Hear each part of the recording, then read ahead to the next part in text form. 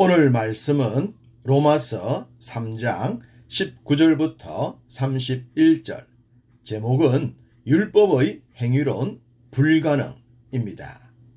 세상에 많은 종교는 개인의 노력과 고행, 각고의 수고를 많이 강조합니다. 대표적인 종교 불교만 하더라도 굳이 설명이 없을 정도이지 않겠습니까?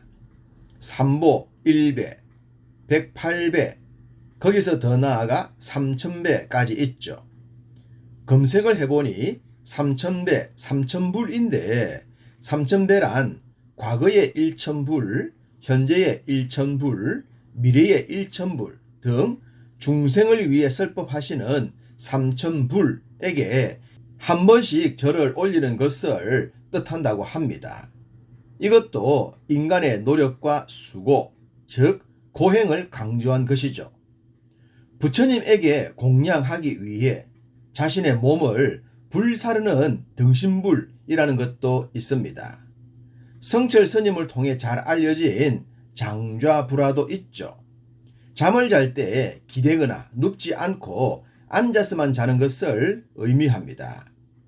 해암 스님이라는 분은 26세부터 장좌불화를 해 50년 넘게 하고 있답니다. 이제는 눕고 싶어도 불편해서 눕지 못할 정도라고 합니다. 사실 동일한 사람의 관점에서 보면 이런 장면을 봤을 때 숭고해 보이기까지 할 것입니다. 그리고 거기엔 대단한 진리가 숨어 있는 것처럼 여겨지지 않겠습니까? 그런데요, 역으로 생각해 보십시오. 진리를 깨달았고 삶의 비법을 깨우쳤다면 굳이 저렇게 고통스러운 길을 선택하겠습니까? 여전히 깨닫지 못했기 때문이죠. 그래서 불법을 강조하시는 분들은 여전히 득도 하지 못했다고 합니다. 도를 깨닫지 못했다는 거죠. 그래서 죽을 때까지 득도 하려다가 공과 허와 무만 말하고 죽는 겁니다. 반면 성경은 너무나도 명료하고 분명하고 간략하게 말씀합니다. 20절, 그러므로 율법의 행위로 그의 앞에 의롭다 하심을 얻을 육체가 없나니 율법으로는 죄를 깨달음이니라. 율법의 행위, 사람의 행위로는 의롭다 할 육체, 즉 사람이 없다는 겁니다. 불교로 적용을 한다면 고행으로는 도를 깨달을 육체가 없다는 것이겠죠. 그런데도 사람들은 고행을 선택합니다. 그래야 도를 행하는 것 같고 종교 생활을 하는 것 같고 신 앞에 좀 떳떳해 보일 것이라고 착각하기 때문입니다. 이 모든 것은 착시 효과에 불과하죠. 자기 자신을 위한 것뿐입니다. 예수님께서 당시 종교 지도자들을 책망하셨던 것도 이런 것들이라고 할 수 있습니다.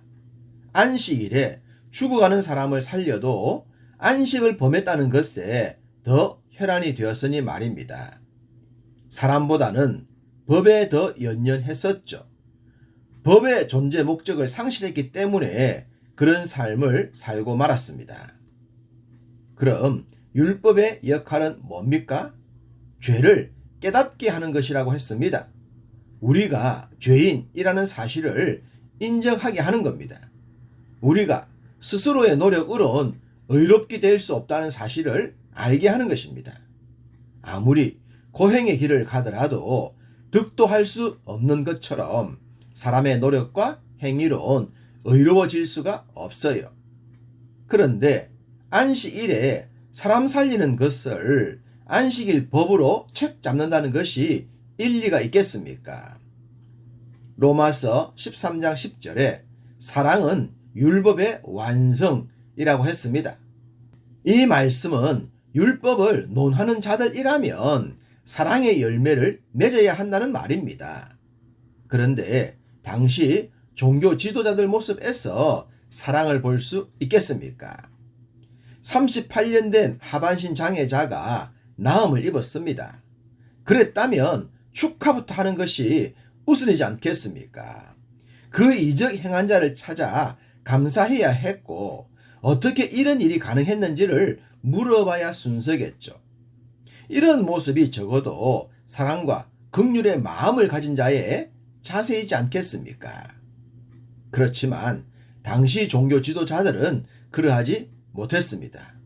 이유는 간단합니다. 율법의 참 뜻을 깨닫지 못했기 때문이겠죠.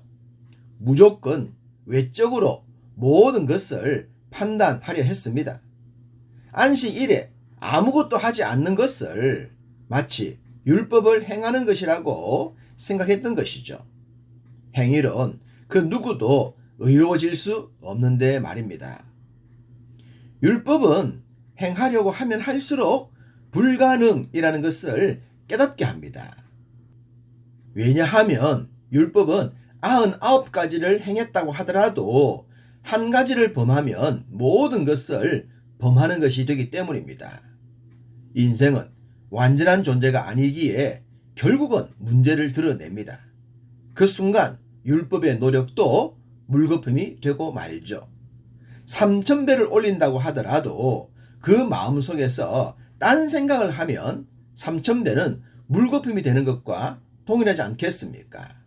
사람의 노력과 행위는 그 자체가 완전할 수가 없습니다. 하나님께서 율법이라는 것을 선물로 주시면서 사람이 어떤 존재인지를 깨닫게 하셨죠.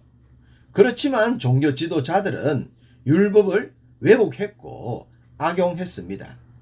그래서 주님은 율법 외에 다른 법을 주신 것입니다. 21절 율법 외에 하나님의 한 의가 나타났으니 율법이 요구하는 완전한 행위가 아닌 다른 법을 주신 것입니다. 22절 곧 예수 그리스도를 믿음으로 말미암아 모든 믿는 자에게 미치는 하나님의 의니 차별이 없느니라. 행위가 아닌 믿음을 말씀하십니다. 물론 믿음도 다양하겠죠. 자기 자신을 믿을 수 있겠고 다양한 우상들도 믿을 수 있습니다. 그래서 주님은 사람 스스로 해결할 수 없는 죄의 문제를 해결해 주시는 그분을 믿으라고 하십니다. 이 예수를 하나님이 그의 피로써 믿음으로 말미암아 화목 제물로 세우셨으니 이는 하나님께서 길이 참으시는 중에 전에 지은 죄를 간과하심으로 자기의 의로우심을 나타내려 하심이라. 화목 제물이 되셨죠. 우리의 죄를 간과 즉 지나쳐 보시기 위해 우리를 위해 대속의 피를 흘려주신 예수 그리스도를 믿으면 그 믿음으로 인해 우리를 어렵다 하시겠다는 겁니다. 할렐루야. 이것이 진짜 선물이죠. 행할 수도 없는 법을 주신 후에 선물이라고 하면 숨이 막히지 않겠습니까? 이제는 믿기만 하면 된다는 선물을 주셨으니 이 얼마나 감사한 일일까요? 그런데요, 사람들은 영악합니다.